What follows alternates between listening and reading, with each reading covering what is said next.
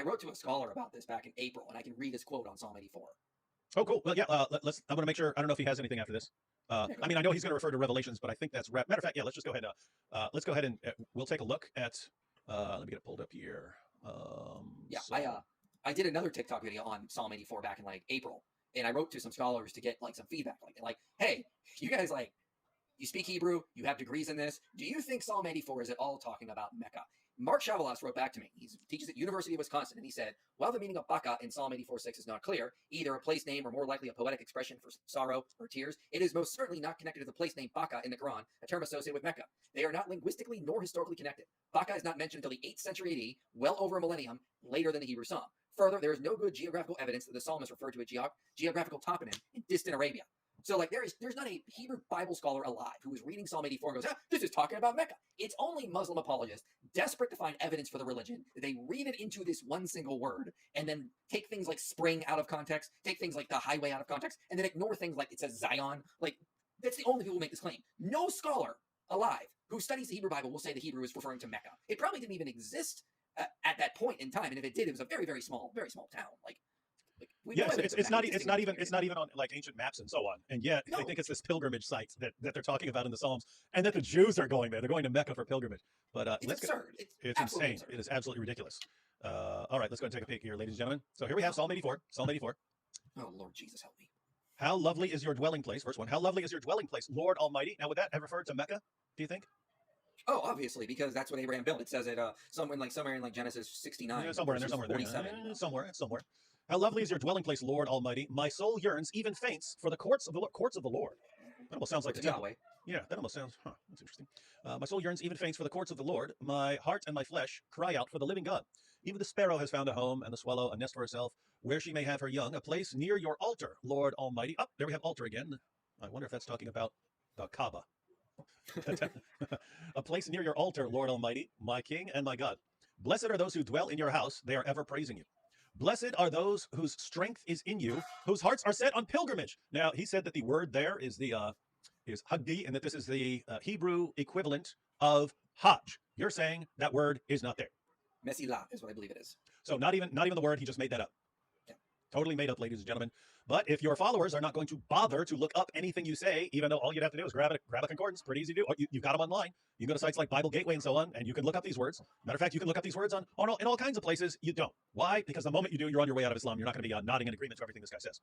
Okay, blessed are those whose strength is in you, whose hearts are set on pilgrimage.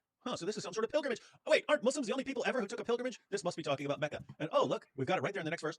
As they pass through the valley of Beka, they make it a place of springs. So notice they make it a place of springs from their joy going through there. The autumn rains also cover it with pools.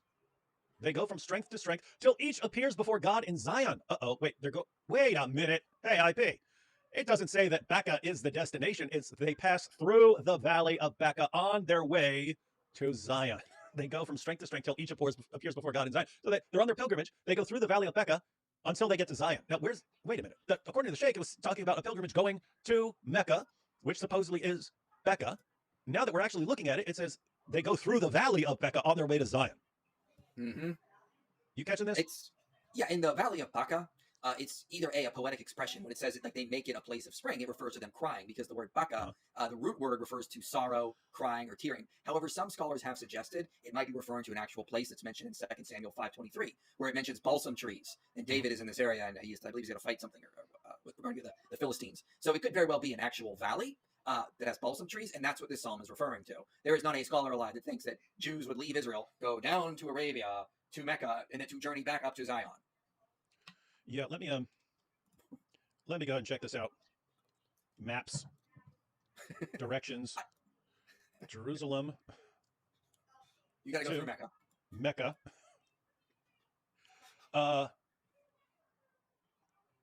It's about 1,000 miles.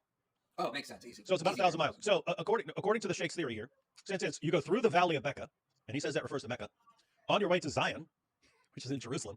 So he's saying all these Jews living around Jerusalem, what they do, instead of just walking through some valley to get there, they actually go 1,000 miles down into the Arabian desert, and then they walk through Mecca, which none of them would have ever heard of at that time, and then they walk back up to Zion. So they walk 2,000 miles. They walk 2,000 miles to get to a place that's right over there where they live. So they live there, and hey, I could go right over there and walk right through that valley to get to that place. No, I don't want to walk through that valley to get to that place. I want to go 1,000 miles southeast and then head all the way back up to walk through there.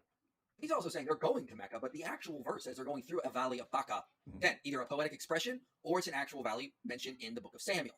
There is no reason whatsoever to say this is about Mecca unless you have to force Islam into the text because you're so desperate to find evidence for your religion. And guys, just think again about what the Sheikh is saying. He's saying if you go to Psalm 84, it says that there's a pilgrimage, and it uses the Hebrew equivalent of the word Hajj, says Hagdi, and it says they take a pilgrimage to Beka, which refers to Mecca. They take a pilgrimage to Beka, which refers to Mecca. And what does he not tell his readers? What it actually says. Namely, you walk through the valley of Beka to get to Zion, which is in Jerusalem. And you'd have to be absolutely insane to think that anyone's walking 2,000 miles just to walk through the valley of Mecca to get to Zion. I mean, what do you even do? What do you even do here? I don't know. It's like when a Muslim sees the word balsam tree in the Bible, they immediately assume it's got to be about Mecca because that's the only place in the world. Only place, even though they're all throughout Canaan. Like, no, they can only grow. Gotta be Arabia.